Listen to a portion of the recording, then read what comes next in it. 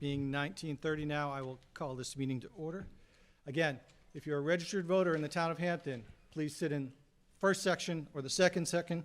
If you are not registered, reserve yourself to the third section. Good evening. My name is Jim Workman. I'm your moderator for the Hampton School District SAU90 annual meeting. I call this meeting to order on February 6th at 7:30 p.m. I'd like to open the meeting with a pledge of allegiance. Salute the flag, please. I pledge allegiance to the flag of the United States of America and to the republic for which it stands, one nation, under God, indivisible, with liberty and justice for all. Thank you. I'd like to thank you all for coming out tonight and for showing your interest in the town and the school. I'd like to introduce the people on the dais first. Starting from my far right is Virginia Breda Russell, Andrea Shepard, Wendy Riga, Les Shepard, that's the school board. Frank DeLuca is absent this evening. He has another obligation. Our superintendent, Lois Costa, Mariah Curtis, the business administrator, Shirley Doheny, who is the district clerk, and Mike Elwell, who is the district's attorney. I have some housekeeping to do first. Please, only legal residents of Hampton who are registered to vote can vote. If you need assistance in voting, please ask for it. Please turn off or silence any of your mobile phones, computers, tablets, pagers, etc., to avoid any potential disruptions of the meeting. The rules of the meeting are as follows. My job is to preside over the meeting, regulate the business before us, and make a public declaration of any vote passed. We are here to discuss, explain, and amend the articles before us. Under state law, our ability to amend is limited. Warrant articles whose wording is prescribed by law shall not be amended. We cannot change or eliminate the subject matter of any article. No new purpose can be introduced that were not warned to the voters in the posted warrant. We can change dollar amounts in money articles, and amendments may change the intent of the article, and amendments must be in writing. After the amendment has been moved and seconded, please provide me with a written amendment so that I can have it correctly, and the clerk can as well. After all discussion, I'll move the article to the ballot either as written or has been amended. The meeting will then move on to the next article. Under New Hampshire law, the moderator conducts the meetings. The moderator's rulings will be followed unless the meeting votes to overrule the moderator. As moderator, I will not vote nor speak on any articles. I will reserve the right to speak if a ruling I make is challenged and to call any votes. One person at a time speaks, and I ask you state your name and address for the record. Please attempt to speak loudly and clearly so as to assist the cable TV crew with providing the best transmission possible. There's a microphone down front. I ask that we all get to speak at least once before anyone speaks twice on the same article. All people will be afforded an opportunity to speak. A secret ballot requires signature of 5 legal voters present at the meeting to be presented to me in writing before the vote is taken. In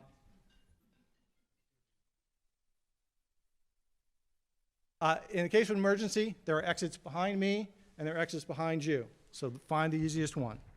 Ideally, that will not happen. I'd also like a motion to allow that people who are employed by the Hampton School District to speak and explain an article even if they are not a town resident. So moved by Member Alonso. Discussion. All in favor? Raise your cards. Opposed? Motion carries. I need a motion to dispense with the reading of last year's. Discussion. All in favor? Opposed? That motion carries as well. Let me finish with this. Education has historically been an issue that invites inflammatory rhetoric. So let's leave the emotions at the door and look at the issues. That way we'll have a productive meeting. We'll move on to Article 1. Shall the school district raise and appropriate as an operating budget, not including appropriations by special warrant articles or other appropriations voted separately, the amount set forth on the budget posted with the warrant or as amended by the vote of the first session for the purposes set forth therein, totaling $26,809,604. Should this article be defeated, the default budget shall be $26,541,165, which is the same as last year, with certain adjustments required by previous action of the district or by law, or the governing body may vote to hold one special meeting in accordance with RSA 40:13, Roman 10 and Roman 16, to take up the issue of a revised operating budget only. A majority vote is required on this article, and it is recommended by the school board 5-0, and recommended by the Municipal Budget Committee 7-2-0. Motion on the budget. So moved. Second. Anyone from the board wishing to speak? I would recognize the chairman of the Hampton Municipal Budget Committee. Turning this way so they can, Everything's directed to me. okay, fine. Catherine Haraki, 5 Nathaniel Court, Hampton. My glasses. Good evening. So just to give some context for the evening, the Hampton Municipal Budget Committee, we're a committee comprised of 6 elected members and reps from the village district, the selectmen, and the school board, of which Frank DeLuca served as the representative for the budget committee. My chair's role is to set the schedule and agenda, but our duty is to act as a group and make decisions together. We are responsible for preparing SAU90's budget by determining if the requests are reasonable, according to the needs of the school and the community and the voters' ability to manage changes in the tax burden. We can request anything we'd like for information, enough information to make this determination. We review the budget line by line and make changes that affect the bottom line of the budgets. However, we do not have the right to determine policy. The Budget Committee met over the budget year with Superintendent Dr. Luis Costa, Business Administrator Mariah Curtis, to hear presentations and go over topics including district goals, special education, staff levels, turnover, wages, enrollment levels, updates on current financials, plans for budget development, and building maintenance. Dr. Costa and Ms. Curtis were very cooperative and provided a lot of material to the Budget Committee. There was robust discussion about the impact of enrollment and special education on budgets. The SAU90 budget and warrant articles all passed by voters in March 22 last year, which meant that the 2023 operating budget was $26,541,165, representing a 3.45% increase. This was mainly due to costs relating to union contracts and student needs. The proposed operating budget for this year, for 2023-24, is $26,809,604, representing an additional 1% increase over the default. The proposed budget was recommended by 7 of the 9 Budget Committee members. And I just want to ask the public to keep in mind that the Budget Committee is made up of residents of Hampton. We're regular folks doing the best we can to the best of our abilities. We hope you're satisfied with our efforts, and we respect your deliberation and the decisions you make in March. Thank you. Anyone else on Article 1? Seeing none, Article 1 will move to the ballot as presented. Thank you. Article 2, shall the school district vote to raise and appropriate the sum of $300,000 to continue long-term maintenance, repair, and modernization work to include technical and/or engineering services at Hampton's Marston and Center School buildings and grounds.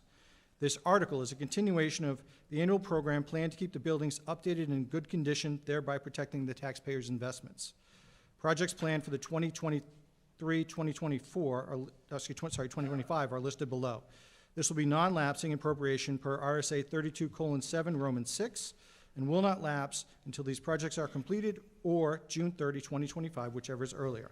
This is recommended by the school, majority vote required. It is recommended by the school board 5-0 and recommended by the Municipal Budget Committee 9-0.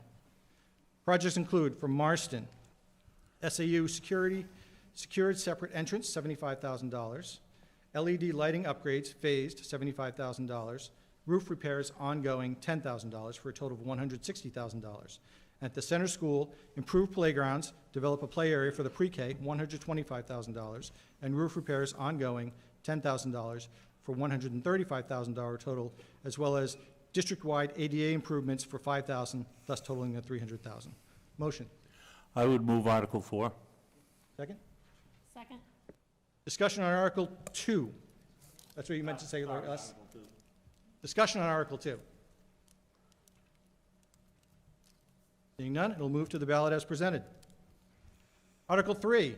Shall the school district adopt the revisions of RSA 198:4B, Roman 2, enacted in 2020, which allows the district to retain up to 5% of the district's net assessment in any year, allows the expenditure of any amount retained after the school board first holds a public hearing, and further requires the school board to include a report of any retained fund balance in its annual report to the district. A majority vote is required. It is recommended by the school board 5-0. I move Article 3. Wendy? Yes. Les? Anyone speak on Article 3? Seeing none, Article 3 will move to the ballot as presented. Article 4, shall the school district vote to raise and appropriate the sum of $57,503 to provide child benefit services in accordance with RSA 189:49 for students who are residents of the Hampton School District and attend the Sacred Heart School located in Hampton, New Hampshire. This is by petition. A majority vote is required. Recommended by the school board 4-1 to nothing, and recommended by the Municipal Budget Committee 8-0 to 1. I so move the article forward. Second? Discussion on Article 4.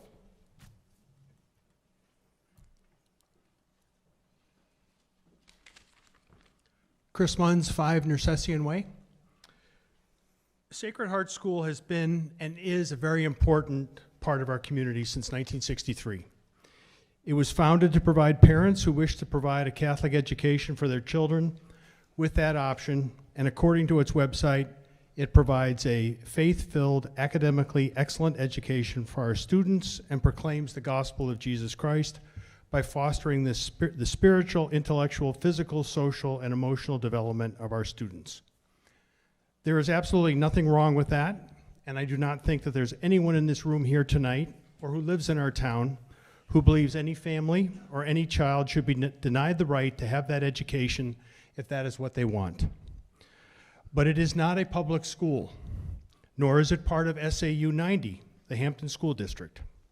It is, again, quoting the school's website, the parish school of Our Lady of the Miraculous Medal Parish, a Roman Catholic parish which also includes the Mission Church of St. Elizabeth of Hungary in Seabrook. In total, the parish serves a community of 1,400 families, and because of the many services they provide to our community, we are all the better for it. But the constitutions of the United States and the state of New Hampshire are very clear. The First Amendment of the United States Constitution says, Congress shall make no law respecting an establishment of religion or prohibiting the free exercise thereof. In other words, our government is not going to endorse or support one religion over another. The New Hampshire Constitution is even more specific when it comes to public support of religious-based education. Article 6 of Part 1 of the state constitution, which is typically referred to as the State Bill of Rights, says that no person shall ever be compelled to pay towards the support of the school of any sect or denomination.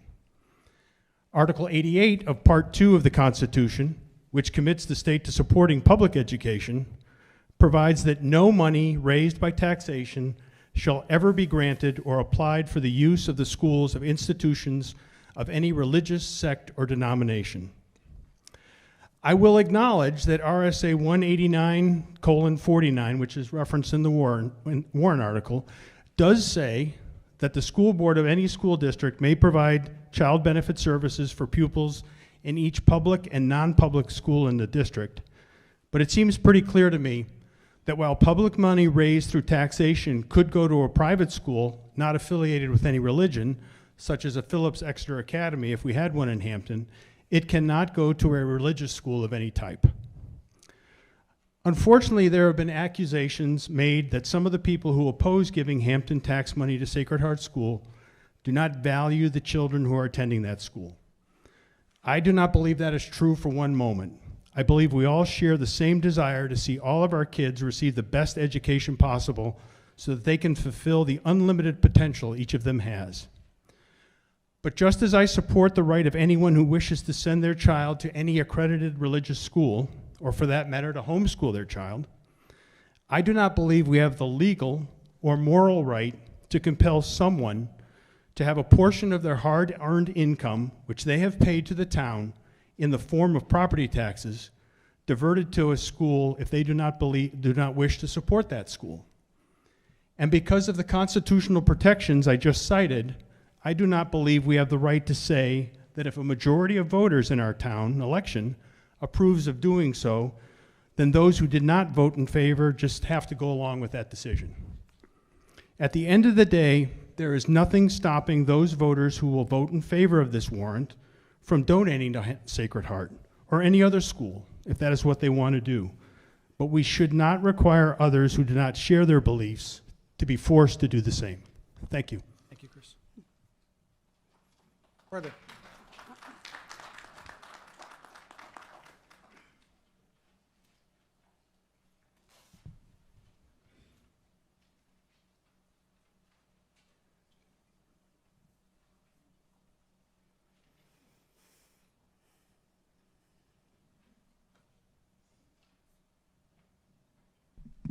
Good evening. My name is Eileen Nevins, 36 Ashbrook Drive in Hampton. And with all due respect to Mr. Munns, I would like to point out to him that in 1975, the New Hampshire Supreme Court, under its opinion of the justices, declared that all payments made in conformance with RSA 18949 are constitutionally permissible in this state. Another point I'd like to clarify is that when we vote for child benefit services, we are not donating to Sacred Heart as a religious institution. We are giving to the students who are the children of taxpayers in this town of Hampton for their benefit. It's for textbooks that are non-religious. It's for a school nurse's salary. It's for testing materials. It is not going for religious books. In 18949, it allows for school nurse services, school health services, school guidance and psychological services, educational testing services, transportation under the provisions of RSA 189.9, textbooks and instructional materials, health and welfare, and it goes on and on. I need to remind the good people of Hampton that since 1975, we as voters and taxpayers have supported child benefit services. It goes to the individual students. It does not go into the budget of Sacred Heart School. When they make a request for those funds, which is held by SAU90, they make the request and the payment is made to the vendor, not to Sacred Heart School. It's going for these individual children. I no longer have children in school, obviously, but my children, our children, went both to Sacred Heart and to the public schools, and we never had any qualms in having our taxpayer dollars support children in the public schools when our children attended Sacred Heart. We are not doing this for a religious educational institution. You are doing this for the children of the taxpayers of Hampton. And I urge you to focus on that. It is not unconstitutional. It has nothing to do with the references that Mr. Munns has referred to. Our own justice, the Supreme Court of New Hampshire, has declared that that article is constitutional. And I ask the voters to once again show that they support child benefit services. Thank you.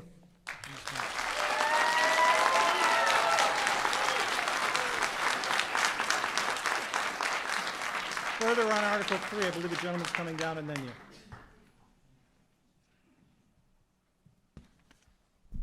Hi there, Mike Cristiano, One Hilda Drive. Similar to what the previous speaker just said, I don't have a prepared statement, but I am here to tell everyone who's here that my daughter does go to Sacred Heart and did receive services according to the optional services. So I just want to thank all the voters and taxpayers and the board for everything that you do, and just kind of put a face to a name to let everybody know, as the previous speaker just said, that it did make a difference, and I do appreciate everyone's consideration for the vote, and continue to help my daughter with the services that she did need.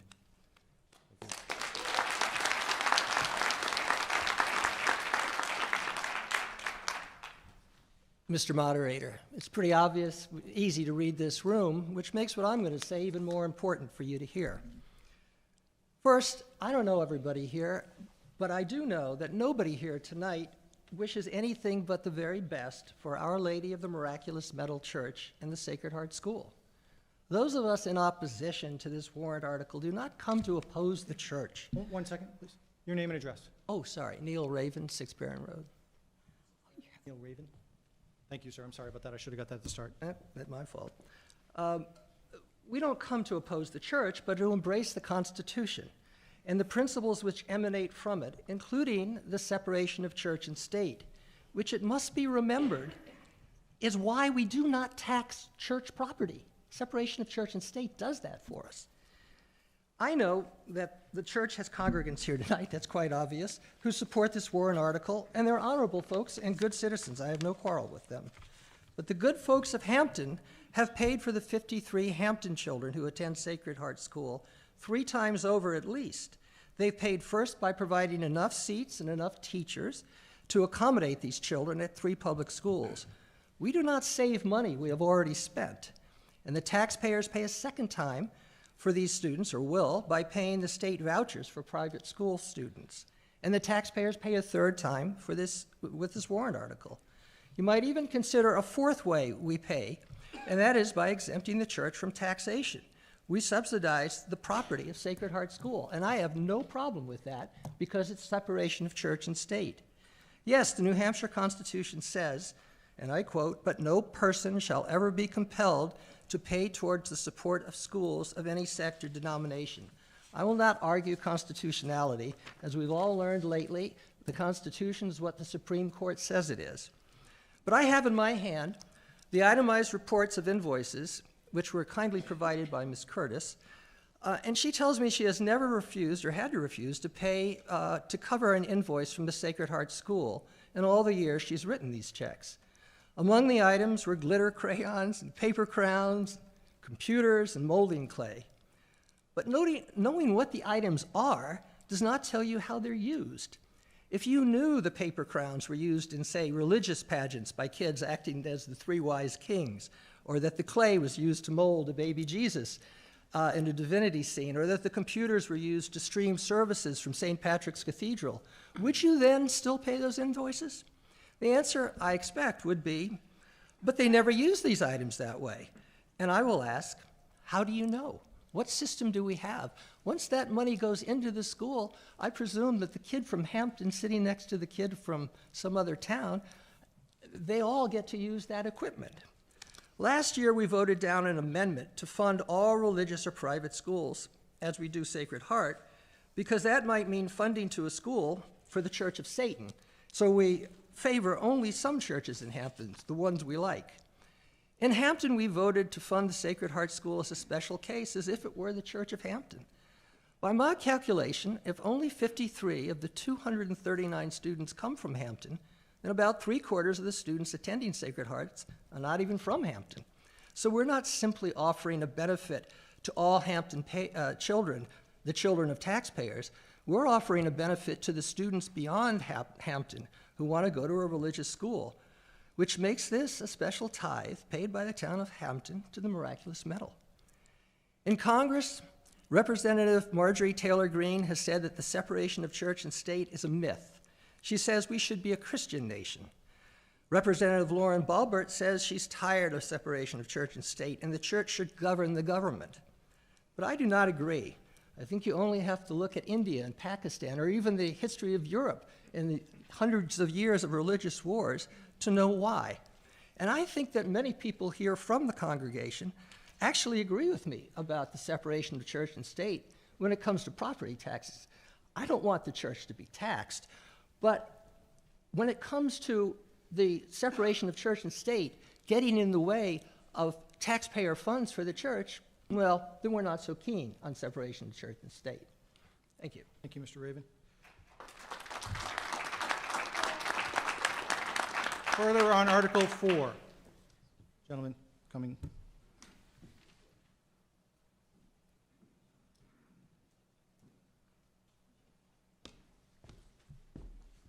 Mike Foreman, 157 Timber Swamp Road. I just want to address a couple of the reasons why a voter may oppose this. First of all, they sometimes feel that this could be double dipping. Well, I want to remind the voters that CBS funds are separate from Freedom Account funds. They come from different budgets. They're used for different purposes, and agencies all over the country apply for multiple grants all the time. Applying for multiple grants is allowable as long as funds are used within the statutes. And for reference, SHS in school year 2022 only had 10 students avail the Freedom Account funds for a sum of $14,474 according to the New Hampshire Department of Education. So the other argument is the money all adds up. Well, lost SAU funds add up each year, yes, and so do the SHS's family's contribution to the property taxes. This is what we call in economics and statistics extension neglect. It's a type of fallacy and bias in statistics. So we should look at this as a ratio and not a sum. Number 3, no other towns participate in this funding. Historically, Seabrook has as well, and they voted to approve it. Another argument people have against this is there's no way to quantify that these funds exclusively benefit Hampton students. SHS has been pretty clear that the $57,000 will mostly be used for a school nurse and school supplies. The average nurse salary per year in New Hampshire, according to Indeed and Salary.com, is $68,152, among the tops in the country. And in terms of exclusivity, why discriminate when we are talking about kids' safety and health? It is the right of these kids to have a healthy and safe environment by having a school nurse within the premise. Number 4, taxpayer dollars should not be spent on religious educations or institutions. The U.S. Supreme Court has followed New Hampshire's parental rights approach by affirming that parents who use publicly funded choice programs are free to choose religious schools. You can see arguments, Supreme Court cases regarding Vermont, Maine, Texas, and Oklahoma. If there's another religious school that opens up in Hampton, I'm sure they'll be more than welcome to apply for these CBS funds as well. Myth number 5, the operating budget is fixed, and regardless of the number of students, well, I question that budget. Operating costs typically consist of fixed costs, variable costs, and quasi-fixed costs, meaning costs that are fixed to a certain point and then go variable. To say that the budget stays the same regardless of the number of students is saying that the budget's 100% of the fixed cost, which is not quite accurate. U.S. education spending statistics from educationdata.org shows that per pupil spending in New Hampshire is $16,893 for 2023. With the 53 students going to SHS, this alleviates the budget by, like we said, almost $900,000. The cost savings, one of the last arguments that we have, the cost savings do not matter because the majority are preschoolers anyway. Like we mentioned before, the education freedom accounts don't apply to preschools. Looking at the big picture, having Sacred Heart providing one of the only full-time pre-K programs in Hampton is a net economic benefit by allowing parents to work while having their kids in a preschool program. Lastly,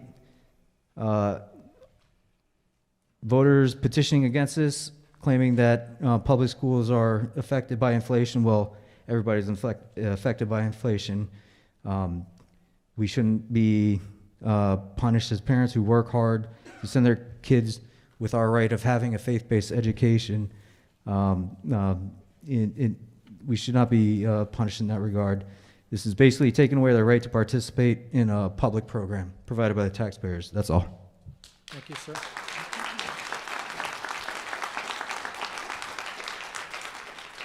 Further on Article 4.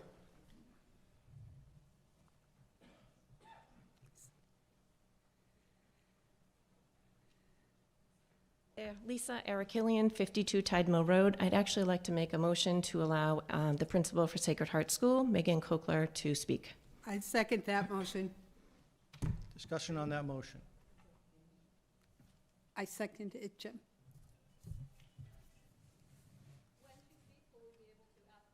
Nope.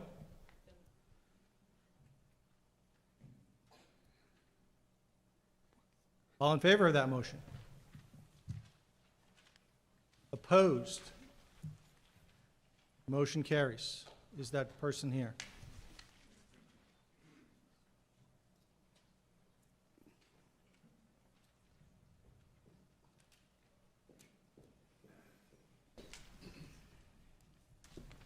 Good Your name- evening. Your name for the record? Sure. Megan Kilker, principal of Sacred Heart School. Thank you. I prepared a statement to share this evening, but would like to just share a couple of points before I get started. To clarify what some previous speakers have said, currently at Sacred Heart School, we have 2 students that receive EFAs, and you have to be 300% below the poverty line to receive funding through an EFA. We work really hard through this petition to ask for a reasonable proportion of the fees we actually pay, and it is not used for religious materials as vetted by SAU90.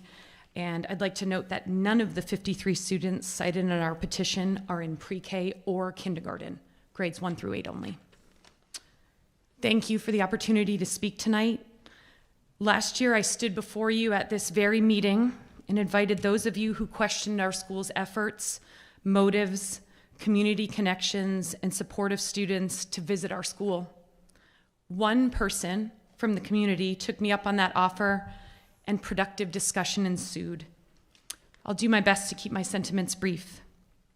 The town of Hampton has supported our request for funding, validating our connection to the community at large. This isn't about supporting a particular religion or a particular school. It's about supporting students from Hampton that attend our school. We thank the town of Hampton for its past support and look forward to its continued support. Your elected school board and budget committee support our budget request as seen in their majority recommendations. Our school works really hard to partner with the town at large. We have a collaborative partnership not only with the school district, but also with Hampton Youth Sports, local Scout and Girl Scout troop meetings, support of St. Vincent de Paul, which serves the community at large, parking when you have to get to the baseball fields, our Adopt a Grandparent program, where each of our classes are matched up with a grandparent or a parent in our community that doesn't have family to connect with them, and our students reach out to them on a monthly basis, and so much more.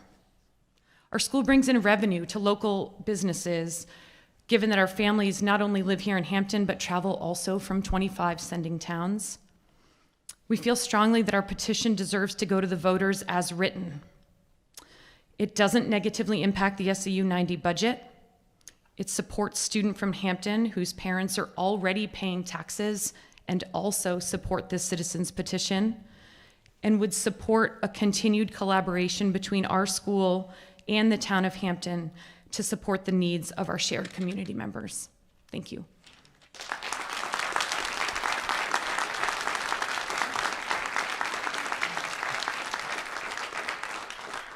Further on Article 4.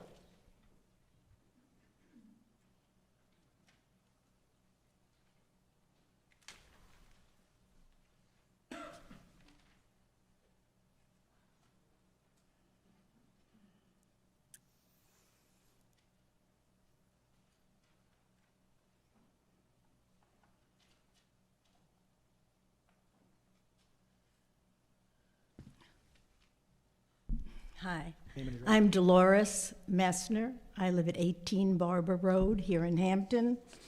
I'm not as eloquent as a lot of the people who have spoken, but I approach this from a financial perspective. We're talking here about a 28 million plus budget. Of that, we're only asking $58,000 for 53 Hampton resident students. Sacred Heart is saving the taxpayers of Hampton over $1 million. If 53 students had to be sent to our Hampton public government-owned schools, that would cost the town of Hampton over $1 million. Can we find it in our hearts and in our budget? $58,000 for a school nurse for Hampton children? That's all I have to say. Thank you.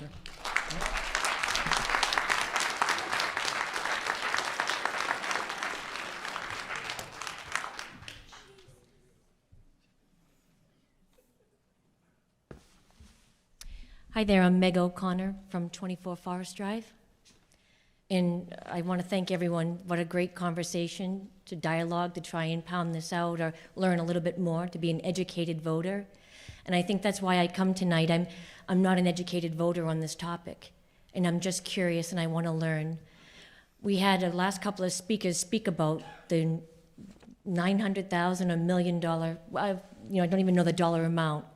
The impact that just to say if this didn't pass, and students, 53 students, or the number of 50 some odd students come back into the district, it's going to cost our taxpayers $900,000. This is the question of, we asked, the giving of Sacred Heart, I think, is unbelievable. The collaboration, the education of all students is so important. How we work this through, the eyes of the children are on us. And so when we ask these questions, it's not about we're trying to take anything away. It's about these line items in a budget when people say it's minor and it's minuscule. No, we're good stewards of funds that are under, it's okay for us to ask those questions. And my question is to the whole board. Is that a factual statement? Because I keep hearing what ends up happening is it becomes a massive debate and people are thinking they're lying on both sides. And I have yet to hear either a school official or a town official stand up and put an end to that. Give us the dollar amount. If it break it down, when people say it's going to cost the taxpayer money, that this is we're doing this for the sake of helping students, I believe that. I believe fully supporting that. You'd never take money from a child. But we don't want to do it out of fear. And if it's going to cost the Hampton taxpayers $900,000 a year, yeah, that's a hefty burden. But who can stand up to say that is accurate? Because I've heard otherwise. And can someone speak to the truth so that we can make an educated decision and not out of fear? You're muted. I think Mariah and I can try. But that's the problem. You can't give an exact number because it all depends on how many students are in each grade. So say that we had out of the 50 students, 10 students at each grade, we could probably handle that without a problem. If they were in... Yeah, that's a huge... Right, it's... Jump from $900,000, a burden on the taxpayers of Hampton. Right, and then say all students are in one grade, then we would need 2 teachers. So I can't say what that number would look like until you had the actual number of students coming back. Well, and let's where they just need use to the be. number that's being thrown out. If 53 students weren't attending Sacred Heart School, It could be from nothing to how much 2 teachers would be. which would be roughly what? I'm not in the business, I apologize. 200,000. So I guess it's just, again, And as we talk tonight, transportation and other things. it's the like there's- transparency behind everything so that we're not just blindly entering into something. And I guess that's just another point that I'm talking about. As you stand here, or people stand here and giving out these numbers and you're staying silent. So at some point, I think it would be nice to have a nice big whiteboard that said, we want to make sure we give this money and we're doing it, accounting for it. So when people say, no, it's going to cost you $900,000, it's going to be a massive burden on our district, that's fair enough to vote in a way that's not educated. It's an uneducated voting. It's based on fear. So, okay, thank you for clarifying that for me. Yeah. And you know, just probably from previous conversations, that depending on what the needs are for the student, it could take your budget and swing it one way or the other. So that's something else. We educate every student, and depending what he or she needs in their programming is going to determine what the cost would be. So that's where it gets tricky to try to pinpoint that down. But if you took, 53 and divided it by K8, it's a shot in the dark, right? It may be an average of, let's say, 53 divided by 9 puts us roughly at what, 5 or 6? Could we absorb 5 or 6 in each grade level? I think we could, right? But it's really about what those children represent and what their needs are that really would determine what the cost of the programs would be. Does that make sense? It does make sense. And would it be like, if trying to understand when we're talking about, and again, unbelievable speakers educating me tonight on the history of when this started and why. Is it the same reason today that we're paying into it when this whole program began, when you started funding Sacred Heart School? Somebody told me it was due to the overflow here in Hampton that you couldn't accommodate all those students. And so Sacred Heart stepped up, opened up classrooms in that way, and that's why it was. Right. And do we still have that same overflow? Well, I can tell you that in my time here, we went from 540 or over 500 in each school down to roughly we're 325 per school. So you get a sense, but we've also done some programming at every single school. For example, at our central school, we now have an early childhood intervention program with our NEC and preschool program. At Marsden School, we now house the SAU90. At Hampton Academy, we've done major renovations to include a community room, and all kinds of spaces. So it's not as clear-cut as probably I wish it were, because you're not comparing apples to apples. Programming has changed, schools have changed, numbers have changed. Transportation has changed, cost has changed. Yep. So Cost per it's, student changes yearly. yep. So it's not a, And again, the intent behind it is to be a strong, educated voter on whether this passes or it doesn't, or support it or not. That out there are a lot of stories going on, and nobody knows. Want to have the solid truth in front of us. Is there a way you could document something that the voters could be educated on this? To put that formula of we can. There's really no formula. Okay. I can't give you I would not even want to give you exact numbers because I would it would be a guess. Okay. I would need how many students, I would need what their needs would be, I would need to know where they're located. That would be 2 more buses, it could be 1 bus, it could be, there's many things that go in that apple cart. Mm-hmm. But to stand by 900,000 right now, the burden would be, if this didn't pass, is maybe we just have to give or take on that. And it sounds like you'd take a lot from that number. It could fluctuate, like I said. No, and that's do you need 2 helpful. buses? Do you know how much our buses cost? I mean, Yeah. it would take some time to come up with a number, and I would need, would not even want to guess at that, because there's so many variables to one student coming in. Excellent. Okay, thank you so much for answering my questions. I appreciate it. Thanks, ma'am. thanks, Mike. I'll get to you, but I want everyone to go first. Hi, Leslie LaFawn, 53 Moulton Road. To that point, the information that's out there is stating that it costs a certain amount for each student to be educated through SAU90. You're telling us that that's not correct. So there is anybody is welcome to get this information. It's on it's on New Hampshire Department of Education. Right. Correct? Correct. And it explains to you how people calculate a per student cost. Correct, but And you've there's just said that average it's all per different. students, Right. But that is not how schools make their budget.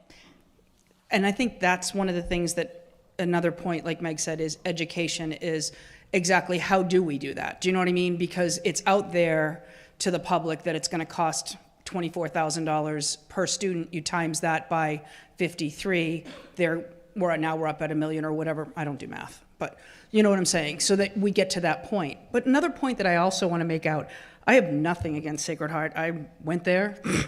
But my point, one of the points I want people to think about too is there are 53 Hampton students that choose to go to Sacred Heart. It is a choice. It is not something that we have such a horrible education system in Hampton that they have to go somewhere else. This is a choice that they make. They're choosing a private school education. I would bet probably a year's salary that of those 53 students, if Sacred Heart wasn't an option, they would be at another private school. It's not a question of Hampton versus Sacred Heart. That's not it. It is a private versus public education. So, but again, as it stated before, thank you everybody for educating all of us and for the civil conversation. Thank you, Ms. LaFawn.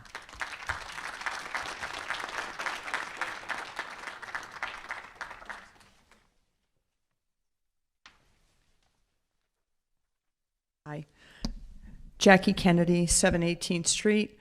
My husband and family have owned and operated a summer seasonal business at the beach for 50 years.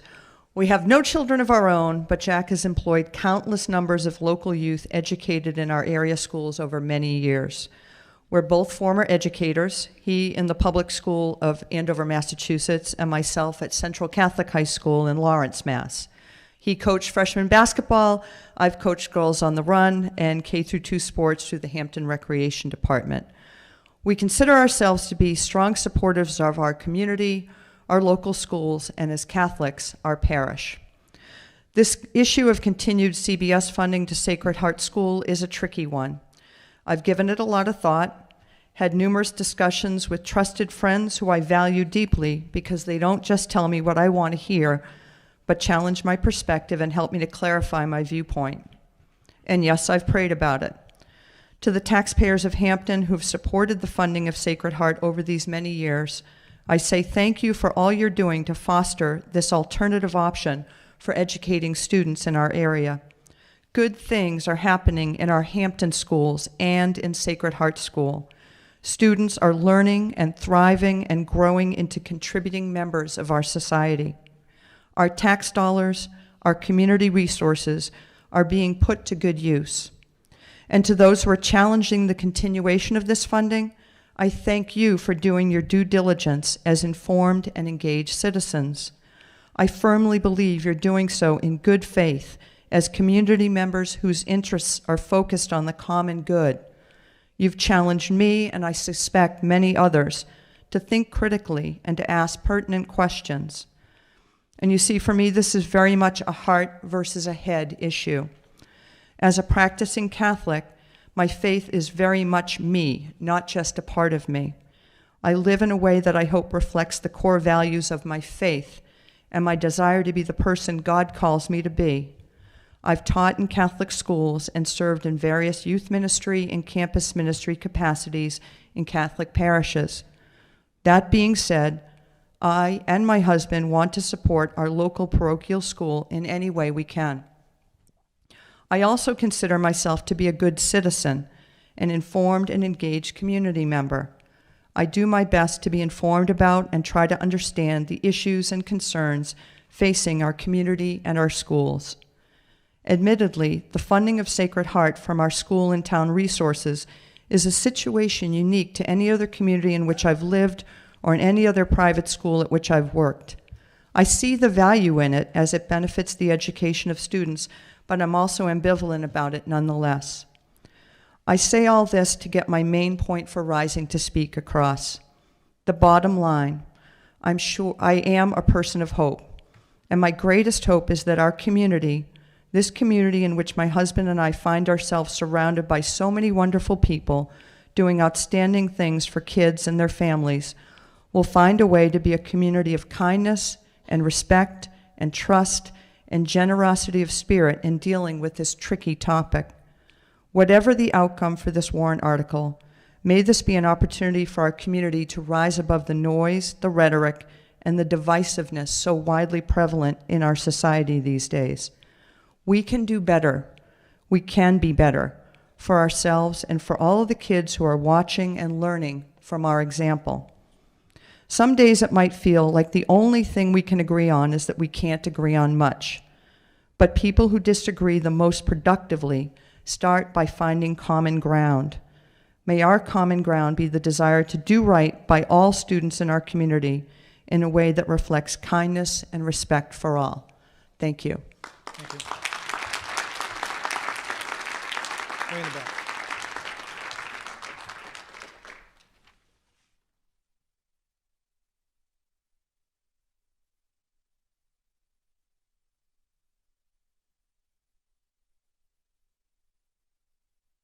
Not a worry. Bill McCurdy, 54 Moulton Road. This has been fascinating. I've never attended one of these before, and it's been super insightful. I would say as an attorney, it's sort of, as the law currently stands, the program's unquestionably constitutional. However, just to be intellectually honest, when we make our vote, I think we should appreciate the concept, whether it be accounting or legal, that money is fungible, right? So whether you call it bucket A or bucket B is essentially meaningless. Money is fungible.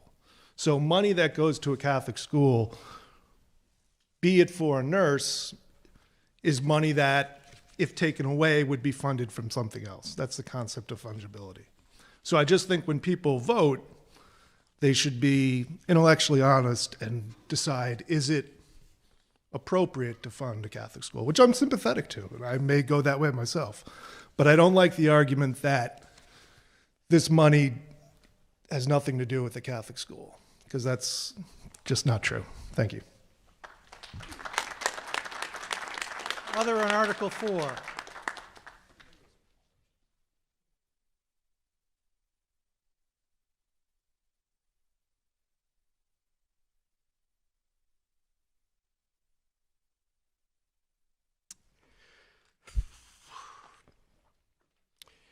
I'm Larry Quinn, 18 Tuttle Avenue. I've heard a lot of good stuff tonight. I'm on the Budget Committee. We spent hours and hours, line by line, over $50 to $60 million of expenditures in the town of Hampton. And now we got hundreds of people here tonight on philosophical debate, probably religiously inclined somewhat, over $57,000, which amounts to about 10 drops of the trickle that my faucet emitted in the cold wave we just experienced.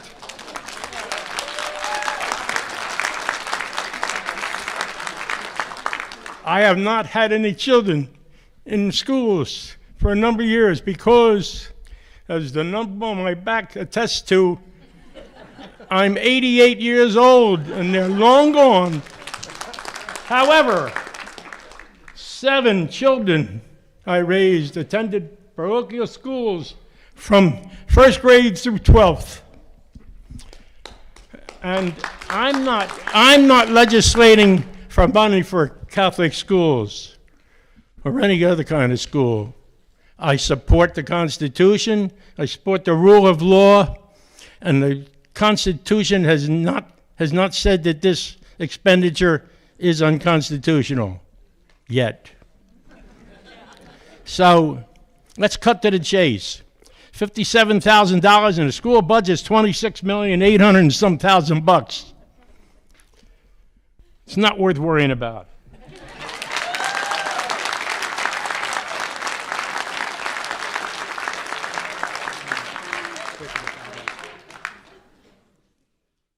Hi, everybody. I'm Jen Fuller, 5 Thompson Road in Hampton. I just want to say I'm very grateful that this Article 4 has a clearly defined number of 57,503, so we all know what we are voting on, unlike an unclear number of 200, 900, whatever it might be. So, because of that, this is why it's so important to hear reasons to vote for it and not to vote for it, yes or no. So all I want to say is that people have their reasons for voting for it and against it, which is exactly why we need to carry this forward and see it on the ballot in March. That's all I have. Thank you very much. Further on Article 4. In the back.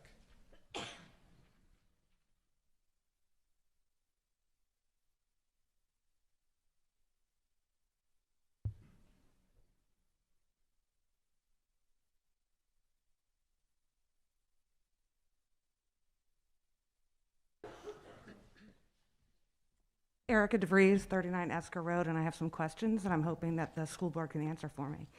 The first one has to do with discrimination. I'm asking, is the policy of the Hampton School Board to discriminate against members of the LGBTQIA community? Would somebody not be hired by the school because they are an open member of the LGBTQIA community?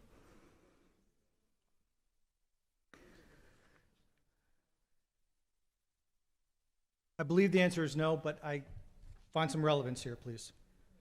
Well, I guess the same question could be posed to the church. So would the church openly discriminate and not hire against members of the LGBTQIA community? So if this is truly for a staffing position, for the nurse's position, then is this town directing monies to a job that a certain portion of our community is not able to be hired for?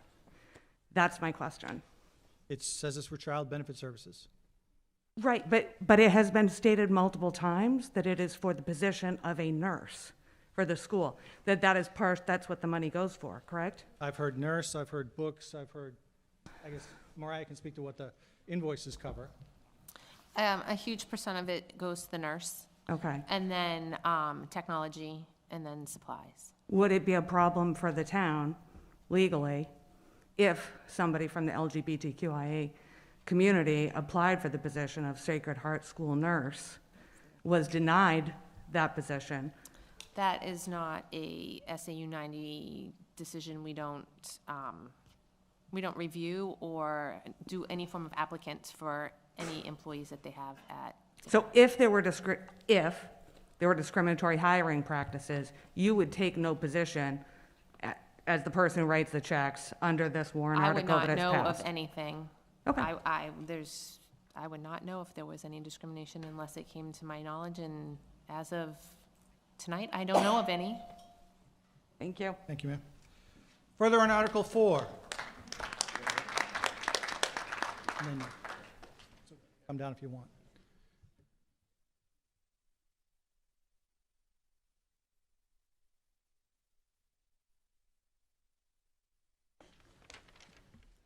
Hi, everyone. Sarah Elliott, 368 Winnicott Road. I am moving simply to vote via paper ballot because I think there's been a lot of intimidation and some fear with people expressing how they feel about this. And I would like to say, regardless of where you fall, I applaud everyone who's spoken tonight. I think people have made great points.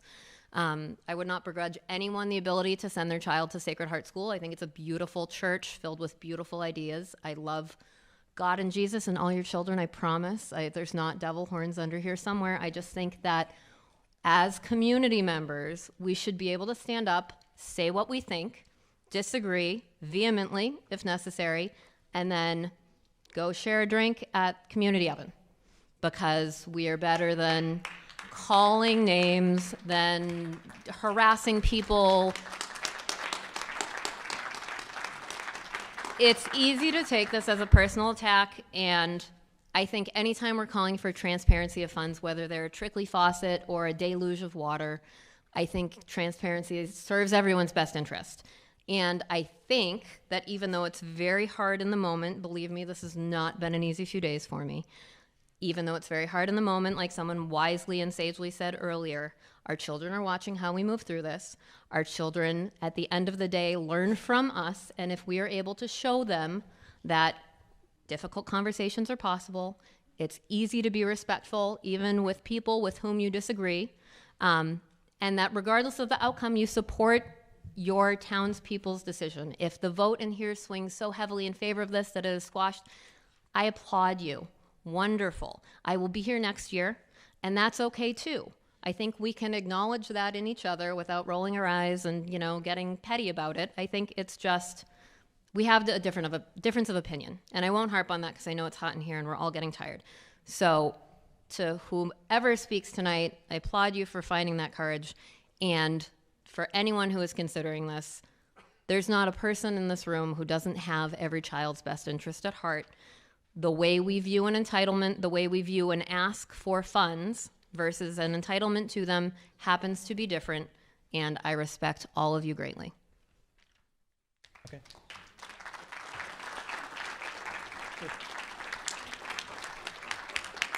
The only thing I'd say is, unless there's an amendment, there is no vote for it to go on the warrant. It goes on the warrant as presented. Oh, okay. Even as a petition? Yep. But I'll hold it in case it comes up. Sir. Hi, my name is Dick Snetsky, 434 High Street.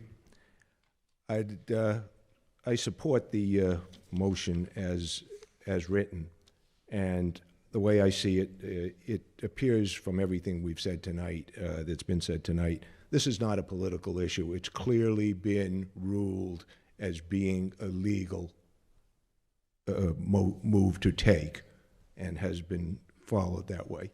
I also don't see it as being a religious issue. That being said, let's look at it from a practical financial sense. And it appears that the funding for the entire SAU is approximately $18,000 and some dollars per student. If you multiply that out, that comes close to that $1 million that's been kicked around for the educating of the 53 students. That number could be somewhere in between, 200, 500, 900, whatever it is. I've been told that that $57,000 that's being requested represents $9 on the average taxpayer's tax bill. That's what, if this were denied, and in fact, the students were to come back into the district, which obviously is not necessarily the case, but just as if you would look at it as a practical matter, if you agree with that $18,000 per student, that would be it would cost 17 times that, which is $156 on the average tax bill. Maybe that number is $100. Maybe that number is $50. But if you just look at it strictly from fiscal responsibility, fiscal sense, it makes sense to do it. The school is providing a service and a service to students, and I think it's legal and appropriate. Thank you. Thank you, sir. Others on Article 4? I know, Chris, but I'm waiting to see if I got any first takers first. I'm well aware, sir. I gotcha. Seeing none, Mr. Munz. Thank you. Chris Munz, 5 Necessity Way. I'm glad that people brought up the question of the funding, because there have been a lot of numbers thrown around, $18,000 per student, $900,000 total impact, $1 million. I guess I would like to have somebody from either the school board or the administration speak specifically to this notion that if these 53 kids have to go to the Hampton school system, that's going to cost $900,000. I know we talked about it a little bit before, that it's variable, but I hope that you can categorically say that there is no way that 53 students coming into the school system, provided they don't have any special needs issues, is going to cost anywhere close to $900,000. I think the answer is going to remain the same, but I will. It's variable based on the breakout of the students, probably, but. I guess my point, I'm sorry, but I guess my point is the $18,000 number that people are throwing around, that's not the variable cost associated with adding one student. It includes the cost of the schools. It includes the cost of the bus service. It includes everything else. It's not the variable cost that's associated with adding 53 students. And yes, there will be an impact, but it's nowhere near $900,000. It can't be. They're getting that number through cost of student, per cost of student. So the average cost of student in the state is $20,000, $20,060.38 is the average student, what it would cost for an average student in the state of New Hampshire. And that was for 21-22. Hampton is $23,120.27 per average student cost. That comes from, if you look it up, it's calculated by subtracting any form of tuition that we would have to pay out. And then transportation from the current operating expenditures and dividing it by the average daily membership and attendance. So an average cost of student really isn't your average cost. That's how they calculate it. So if you're just taking our budget and dividing it by a number of students, that's not how you're going to get how the New Hampshire Department of Education figures out their average per student. So you can take all the numbers and manipulate them and make them sound good. It depends what you're really looking for. When we come up with a budget, we come up with a budget not per student. It's by how many teachers will we need? How much transportation do we need? What are the costs gonna look like for the year? What bonds do we have for the schools?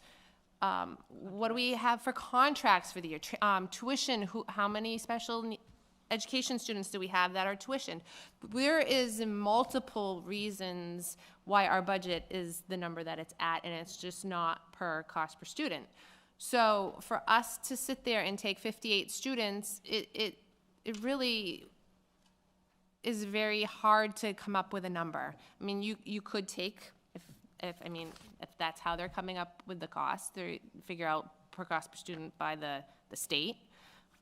You could take our budget and divide it by that. I don't think any of it is what you're looking for. But it would be the $900,000, would it? No. No, it would not be, to answer your question. I don't know if that helps at all. Mr. Quinn, then this gentleman here, and then you, ma'am.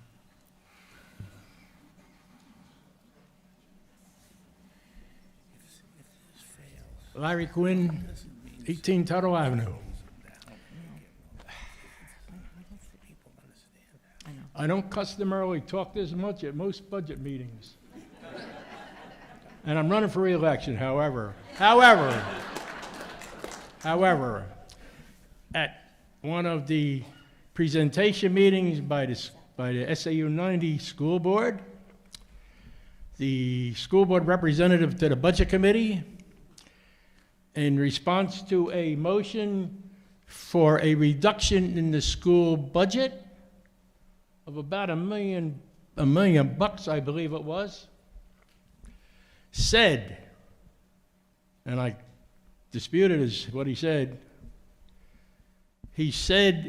it would result, if we did that change in the budget, it would result in reduction in the class size by 2 individual students of the 956 in the schools.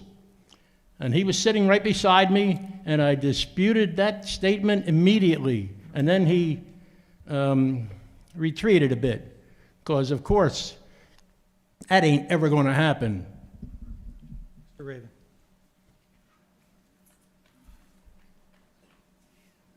Neil Raven, 6 Barron Road. I guess one of the beauties of this kind of town meeting is that we can be persuaded, and Mr. Quinn and others have persuaded me entirely, that this is not about the money. It's a trivial amount of money. In fact, I've contributed from my own bank account to the Sacred Heart School. Now I realize a very trivial contribution, but still, I would still be here saying the same stuff, and I'll be here next year, if the amount in this warrant article were $20, because it's not about the money. Which brings me to the opportunity. I have the school board in front of me. I didn't realize we were allowed to ask questions, but in my original comments, I said, well, what if you knew that those paper crowns were used in a religious pageant, if the clay that was appropriated was used to make a baby Jesus, if the computers were used to stream in St. Patrick's Cathedral, religious services. If you knew that, would you still approve the payments that Ms. Curtis makes for those items to the school? Can we go through each school board member and ask how they would think that through? I mean, I'd be interested to know. The question would be directed to me, and I'll direct it to the sorry. business office. I believe that they make their payments based on secular invoices, but yes, no, or otherwise. I get the invoice from the vendors, and I look at the items and pay off that. It has, to me, when I look at it, has nothing to do with religion. You still, ma'am, or? Anyone else on Article 4? Seeing none, we'll move to the ballot as presented. Jim, in the front. Sorry? Nearly got it out.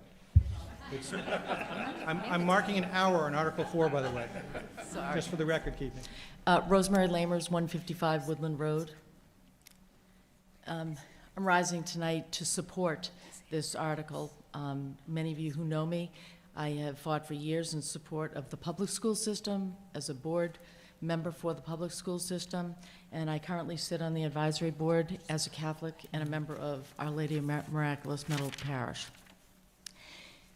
I rise for this because it's been stated by several attorneys here tonight, RSA 189-49 is a completely constitutional article. And what it proposes is not a religious funding. It proposes funding for very specific things, as has been discussed, for computer technology, for nursing staff, for supplies, and the like. And the school district manages those funds as they've been voted on and are paid for to the vendors by bill, so it's overseen. And so all of that being completely legal, all of that being completely overseen, the biggest issue for me is, as I said, I sat on this school board, and I sit now with Sacred Heart. I have always had a passion for education and for the children of Hampton, no matter where they are. This is about the children of Hampton. And I support the benefit of the students from Sacred Heart as I do the public school system, this beautiful building we're standing in, and so forth. So I hope everybody keeps in mind, and I do appreciate all the commentary here this evening. Most importantly, I want to say thank you. Thank you to all the citizens of Hampton. You have always sought to benefit the children of our community. They are the future of our community and the world, and that's how I see it. This is about the children. And I want to thank you for your continued support as we move forward, and thank you for your past support that dates back to 1975. And thank you, too, for all the commentary here tonight, because I do believe in doing so, it's helped each of us to understand a great deal more about this article, about the students, about the board, and the roles, and so forth. All of that is good. Please, again, thank you for supporting our students, no matter where they are. Because as I learned on the school board, it's not a one-size-fits-all. So we're talking about the students and what they need. And I think the biggest message here is thank you. No?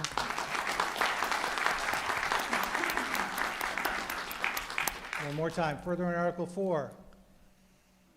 Once, going twice, it'll move to the ballot as presented. Moving on to Article 5.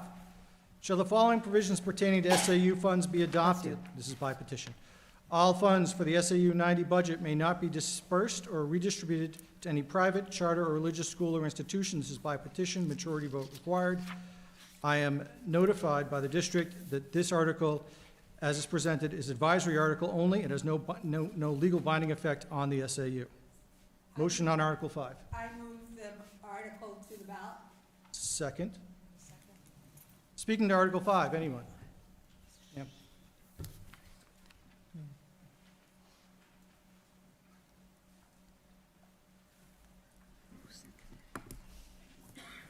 Hello, everyone. Long time no see. Sarah Elliott, 368 Winnicott Road. I am proposing an amendment to the ballot. Do you want me to give that to you now or after I've read Read it it? and then give it to me, please. Thank you. That's going to be helpful. Okay, so amending the current petition warrant article, which I authored, again, is purely advisory, not legal, not binding. I would like to amend it to, shall the following provisions pertaining to SAU90 funds be adopted? Funds may not be raised or appropriated under the SAU90 budget for disbursement or redistribution to any non-public school or entity without a detailed, publicly available report from both the school board and budget committee. Report should contain the expenditures and reasoning behind the votes to endorse, oppose, or abstain from the petition. There is a second to this amendment.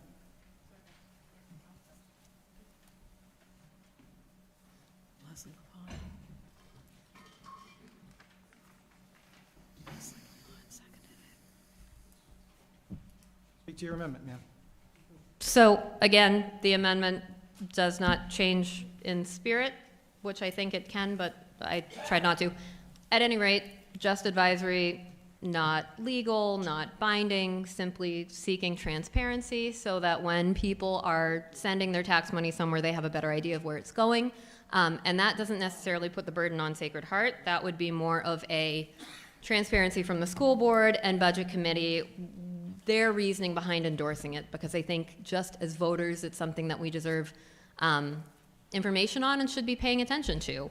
And I think that the landscape of public education is changing in a way that while education freedom accounts are not necessarily enough to bridge the gap between, I think there's 2 students there who benefit from them now. So on the low end, I think they run at about $3,000. So $6,000 obviously would not be enough to get to $57,000, which is what's required. However, there are several bills on the floor in Concord right now to raise that threshold to 500% of the poverty line, which in Hampton is $147,000 per family. And under that threshold, several families would be eligible. And at that point, we would be losing out on significant revenue into our SAU budget, because while current funds are raised and appropriated outside of that vehicle, these funds under the Education Freedom Account would be pulled directly from an operating budget, which is a different kind of animal. So I think we need to be, as voters, especially aware that that's on the horizon. I would venture a guess that there's 100 or 200 kids in Hampton who currently attend private, religious, charter, homeschool, VLACs, alternative choices. And if those were leveraged together in 1 year, that could have a pretty devastating effect on our budget. So I think that's something that as voters, we all need to be aware of potentially coming down the pike. And I would hope at that point, if Sacred Heart were receiving funds that were substantial enough to surpass their CBS ask, that they would withdraw that ask if education freedom accounts met that threshold. Also, I think it's worth mentioning that currently the average income for a Hampton family of 4 is $87,000, which is only $7,000 off of the 300% poverty threshold that you need to meet in order to be eligible for current education account funds, or education freedom account funds. My apologies. I'm trying to make this fast because it's real hot and we're all hungry. So I just think knowing more about this, talking more about this, normalizing conversation about this benefits us all. Education is changing, and that's something that we should all be aware of. We all want to support kids, teachers, administrators, the wonderful people up here who are giving up their night. We all chose to be here. And to an extent they did too, but this is tedious, so apologies. But just things that we should be aware of on the horizon and keep in mind when we're voting. Further on the Elliott Amendment.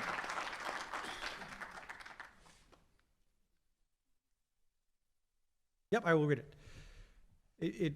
The former language is now rated, now would be, if the Elliott Amendment passed, it would read, shall the following provisions pertaining to SAU90 funds be adopted? Funds may not be raised or appropriated under the SAU budget for disbursement or redistribution to any non-public school or entity without a detailed, publicly available report from both the school board and the budget committee. Report should explain the expenditures and the reasoning behind the votes to endorse, oppose, or abstain from the petition.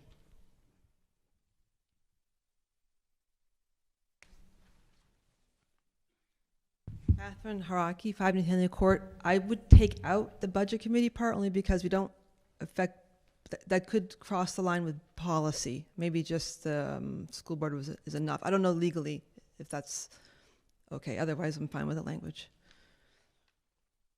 If Ms. Elliott wishes to amend her amendment.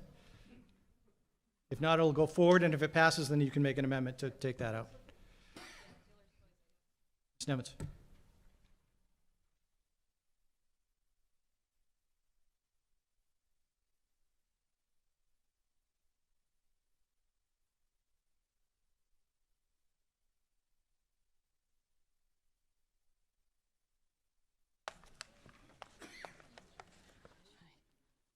Attorney Eileen Evans, 36 Ashbrook Drive in Hampton. I just want to reiterate and go back to the New Hampshire Supreme Court 9075 opinion, in which it says that any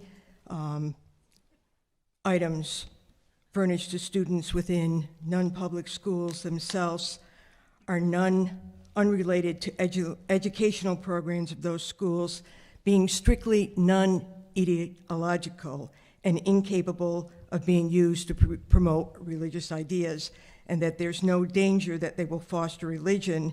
And the court goes on to say that there is no need for continuing surveillance so as to lead to excessive entanglement. These amendments that are being brought, I think, are unconstitutional under our state law, and I think we're only going to create more problems by putting all these things in. I just wanted to point that out. And if we're going by the fact, we have the legal opinion from the New Hampshire Supreme Court that that statute for child benefit services is and has been adopted by the state of New Hampshire. So noted. On the Elliott Amendment to Article 5.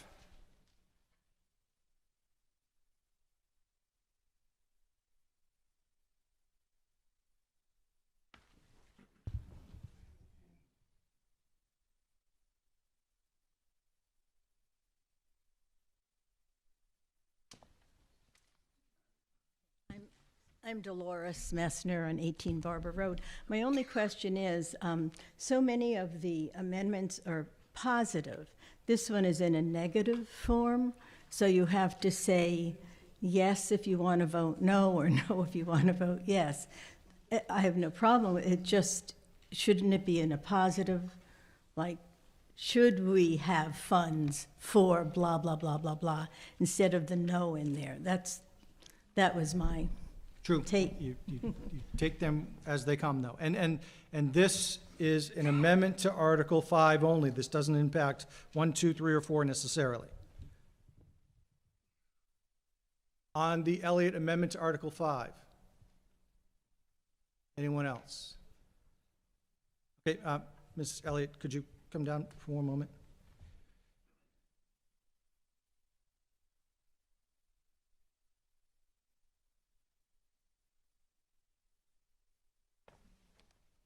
At the top, there's a conducting paper ballot on this. To move Article 5 forward, you don't need it. Do you want a paper ballot on this amendment? Or do you wish to withdraw that? Okay. So then, there are five registered voters there. Process will be out the door or out the back doors, come down where you checked in, you will get a ballot, yes or no, and then you'll go out and you'll put it in this box here and return to your seats. If you wish to vote by paper ballot on the Elliott Amendment. The Elliott Amendment reads again. Oh, ma'am, I need that back.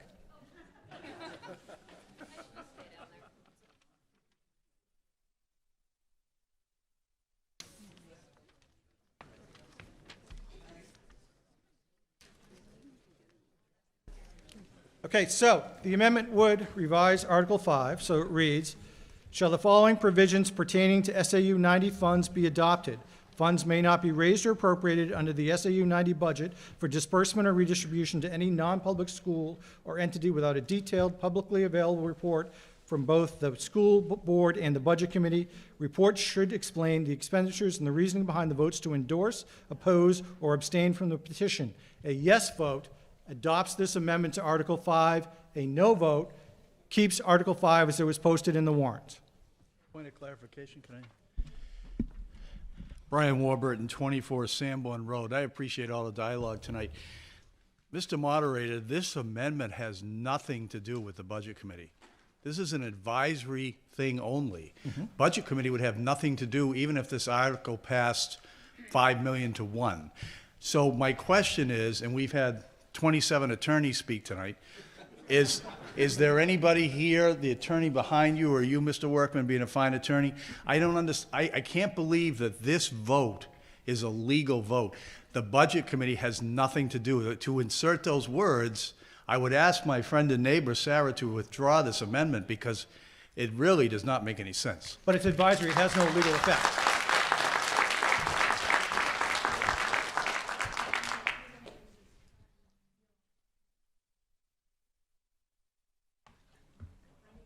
To reiterate, advisory only. Doesn't have to necessarily be enforceable, just that people would like a little bit more transparency, a little bit more information about why, when this article is recommended, 710, some reasoning behind that. So if that's honored or not honored, let the record show that it was asked for.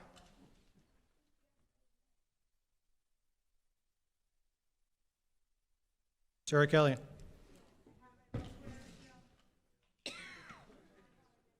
Hold on until I.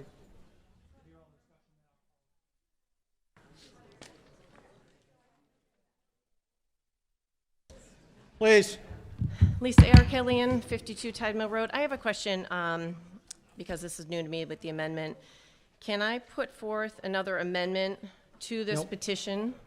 No. We have to deal with this one first. This one goes first, and then I can put another one You to may. it here. Thank you. Further on the Elliott Amendment. Then I'm calling the votes. If you wish to vote, exit the room, pick it up where you checked in, put it in the box in front of me, and then we'll tally those votes.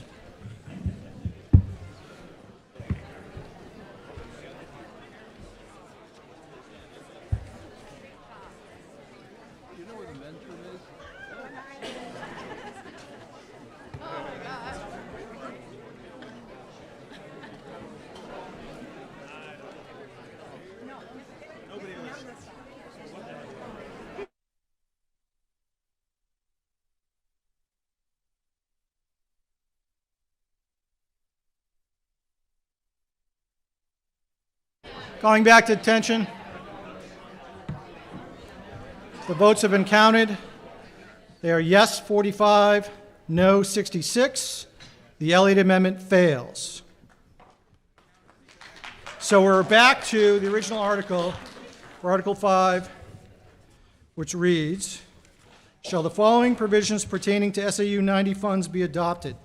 All funds in the SAU 90 budget may not be dispersed or redistributed to any private, charter, or religious school or institution. It is by petition. There's a majority vote required. Further on Article 5, Sarah Kelly.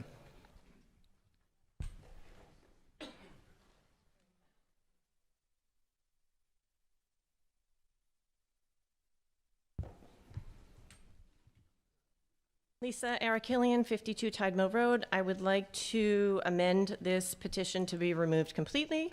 You cannot. I cannot You remove it cannot. completely. Okay, well, I have another one. Okay. Can I ask first a question before I read another amendment? What you cannot do is you cannot change it substantially from any article from the way it was presented in the warrant. Yep. So you can't say, shall the following, nothing. You can't change the way the warrant noticed it. So it must be still at least tangentially related to the original intent. Okay.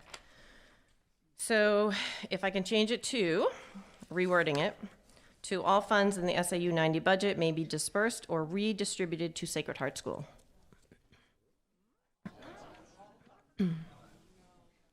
That is It fits.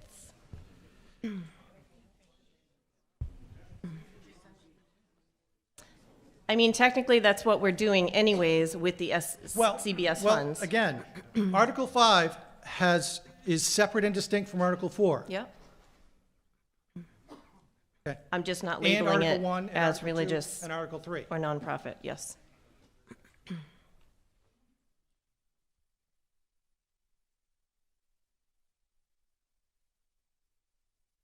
Yeah, I thought as much. It's unlawful for all the funds from SAU 90 to go to Sacred Heart or any other institution, so. Well, if you look that at the amendment way is not- Article 5 was written, it says all funds in SAU 90 budget may not. So I'm taking the exact wording.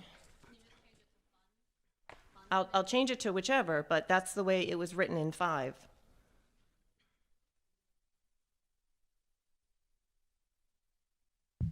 So, do you have it written down? Yeah.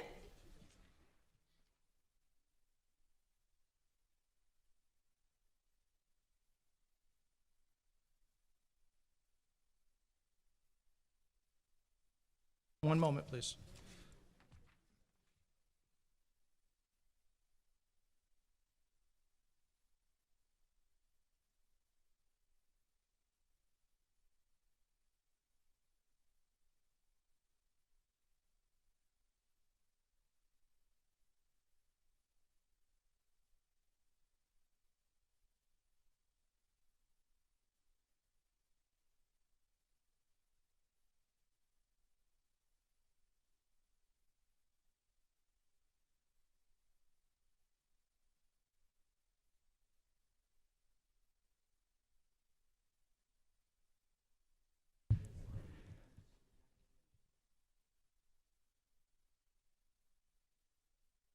Again, it can't be all funds because you have to have money in the budget to run SAU90's operations. No, that's understandable. I just took it word for word the way it was written for for petition 5. So I can definitely change the wording. Yeah. Nathan Page, 83 Hemlock Haven. In Article 5, it alludes to all funding in the SAU budget may not be dispersed. The article that everyone's concerned about is Article 4, which is a petition article. It is not in the budget. I can't say what they're concerned about. I have no Okay, idea well, what they're I mean, concerned about, but that is a valid point. Yes. That is a valid, so it's not in the budget, so the rest of it, we're going to be, they provide us with information on what they spend in the budget every year anyways. So it's pretty much a moot issue. But providing information is the Elliott Amendment, and that failed, so that's moot now. So I guess, Ms. Erikellian, help me, try to help me help you.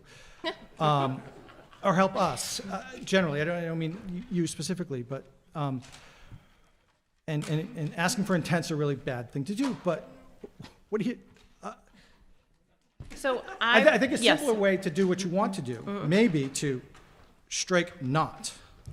We could do that, but I do not like how it's written as private charter or religious schools. That is I think the tone that we want to get out of is putting in religion in there. And it can encompass nonprofit, it can say non-public, but I think we need to take out the wording that was in there. Okay, and again, just to clarify that, Article 5, as presented and as proposed amendment, would remain advisory only and have no legal binding effect upon the school district and how they disperse or redistribute funds or not. Correct, I just didn't want it to say not in there, to not be dispersed. Okay, so I have your amendment. Is there a second to the Erikellian amendment? In the back, Ms. Elliott. You want to speak to your amendment further? Who seconded? Elliott. Yes. So it essentially, shall the following provisions pertain to SAU90 funds be adopted? All funds in the SAU budget may be dispersed or redistributed to Sacred Heart School by petition, majority vote required. Again, it's advisory. Speak to your amendment. Yeah, so instead of, obviously, there's no way to eliminate it. The way it was worded before, I didn't think it was appropriate. And also, to not put any more work on SAU90, because all of the documentation is there. If anyone wants to do a request to know, they can get any of the financial information. But also, hopefully, this continues to go on the ballot every year with whatever article it is going forward. I don't want to put, whether it's legal, not legal, whichever for Article number 5. We should allow it to go on without an advisory of not, for no reason. Okay. Further on the Erikellian amendment? Seeing no one. All in favor of the Erikellian amendment, raise your cards.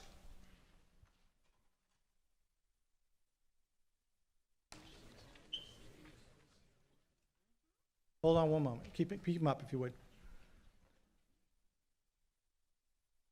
Raise them high.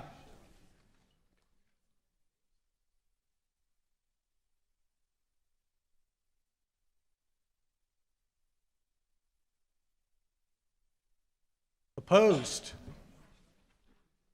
The Erikellian amendment passed. So Article 5 would now read, shall the following provisions pertaining to SAU90 be adopted? All funds in the SAU90 budget may be dispersed or redistributed to the Sacred Heart School by petition, majority vote required. Again, this is advisory only. Anyone wishing to speak on the amended Article 5? Ms. Lammers.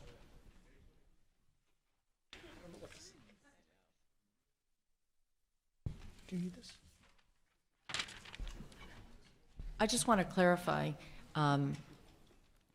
regardless of the amendment or this article, and if I'm correct, this is advisory only. Yes, ma'am. It has no legal standing.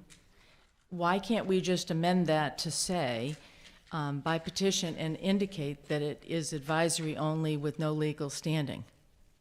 So that the general public understands that article, because one seems to affect the other when in fact it doesn't.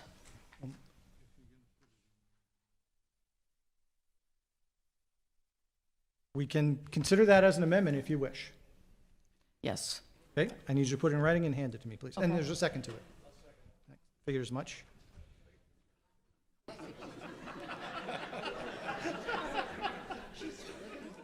Oh.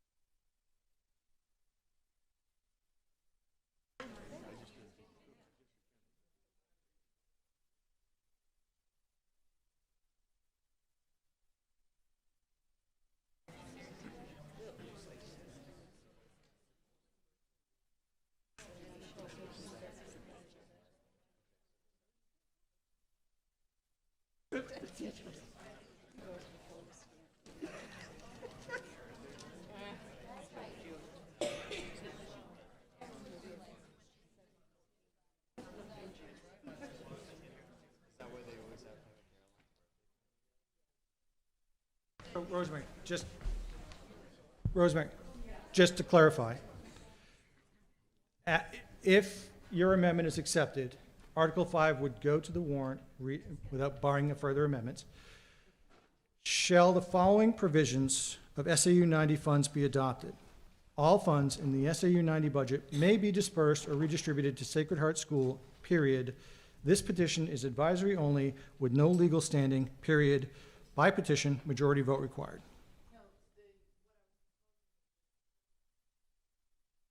That ship sailed. That amendment passed.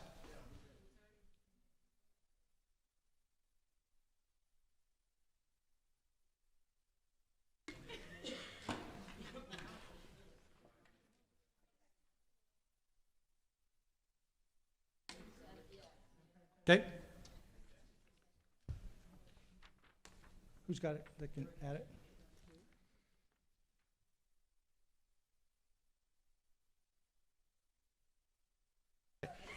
Right after school, period. This petition is advisory only with no legal standing, period.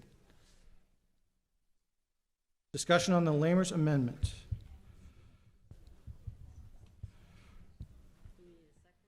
Warburton seconded. Chris. My second favorite, Warburton. I get Chris Munn's 5 Necessity Way. I guess I have a question. This amended article is nowhere near what the petition warrant article was. Is it required that it say petition? Because it's not a petition anymore. Yeah, it has to be. It was a petition article to begin with. It's been amended. Okay. All right. Is there a way to, can it say petition as amended? I mean, could that be an amendment if I wanted to go that route? It could be. Right now, we're dealing with the Lammers amendment. I know. Okay. All right. Raven, Mr. Raven, sir. I'm really lost now. Am I alone? Did we just vote that the entire budget for all the schools, the public schools, is now, at least in an advisory way, going to be handed to Sacred Heart School? I mean, is that what we did?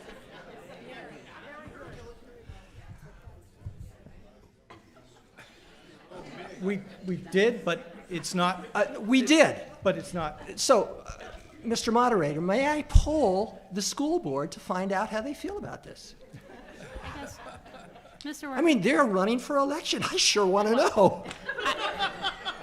Mr. Workman, point of order. Yep. My understanding was that at a town meeting, that when a petition warrant article was amended, that you could not amend it to the point that it changed the original intent of the article. It's not a question of intent. It must be that it's still related to the subject matter. Intent gets, you can't discern intent. I think that we will have issues with that, but okay. Okay. Ms. Russell. You have just confused the entire tax voters that are coming to vote in Hampton. They are going to read this article. They are going to think the same thing that this gentleman said, that they're going to give Sacred Heart permission to go in and get our entire budget. That's not what the petitioner meant. That's not what it was mean for. But that's exactly what Joe Q. Public, going in to do his civic duty, is going to read that and think. That is entirely likely, but that was the amendment that was presented.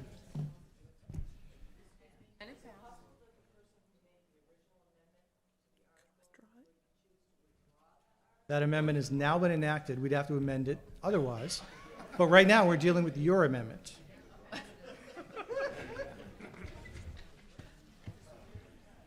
Sarah in the back.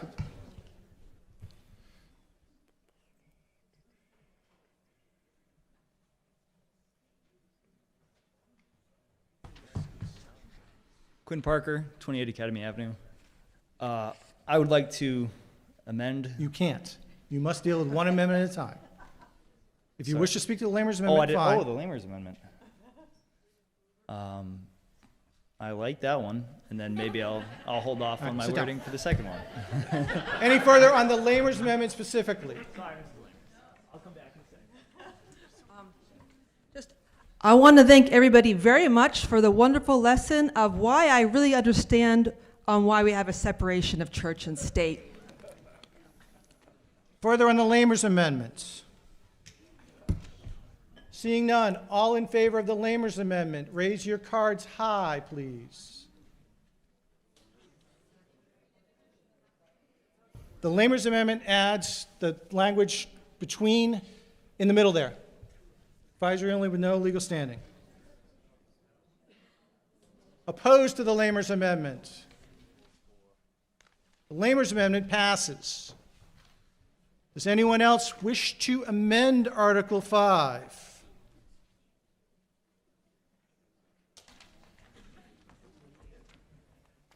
Quinn Parker, 28 Academy Ave, Hampton.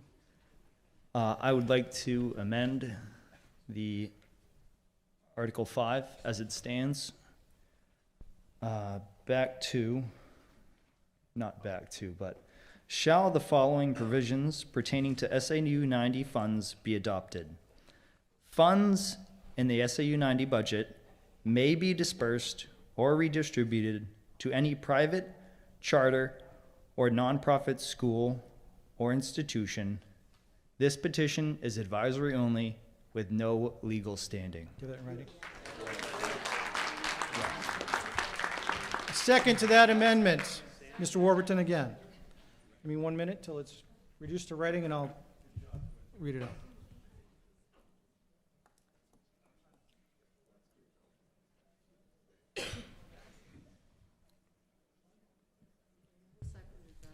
Warburton again. Mr. Warburton, sorry.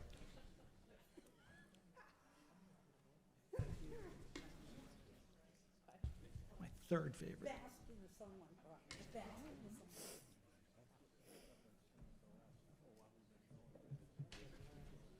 So unless I'm mistaken, the amended article would read, Shall the following provisions pertaining to SAU 90 funds be adopted? All funds in the SAU 90 budget may be dispersed. Funds, sorry. What did I say? There are no all? I'll wait until I see it in writing then, I guess. That's what I get for trying to jump the gun.